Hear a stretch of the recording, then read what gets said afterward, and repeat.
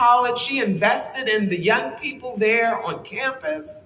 You know, she traveled abroad. She invested in China. She invested in Africa. She invested in South America. She was always investing in communities and in young people and in women and even in men, you know, always encouraging men to be faithful to their women and all that stuff. My mother was such an incredible human being, you know. And then coming, you know, being in a family of so many women, I have 5 sisters, all with a great sense of humor. And our sense of humor, you know, is a result of my father and my mother. You know, in spite of the horror, in spite of the challenges, you know, there was no despair. You know, there was no bitterness, right? Because life could just suck you dry. This is our last question. You know, reading the autobiography is like a rite of passage. And you know, people can walk away from that book with their own conclusions.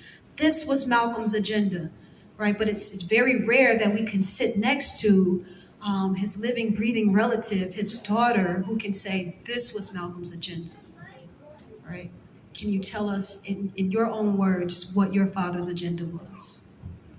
You know, I know that my mother always said her husband loved his people and that she loved her husband.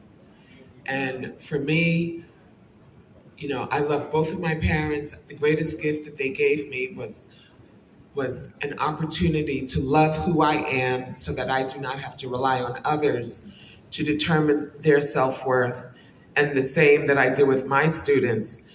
You know, I think it's so important to know who you are, to have your set values. It was my father's moral compass that enabled him to speak truth to power. He didn't have guns, you know, loaded and, you know, and just speaking just to speak.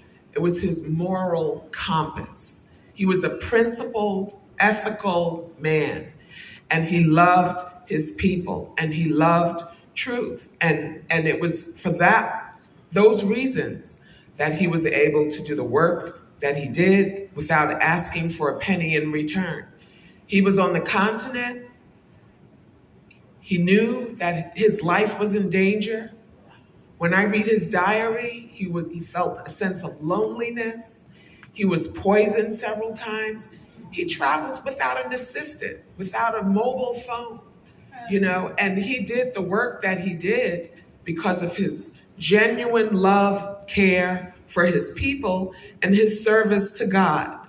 And, you know, for those reasons, I would do all of what I've done, whether he was my father or not.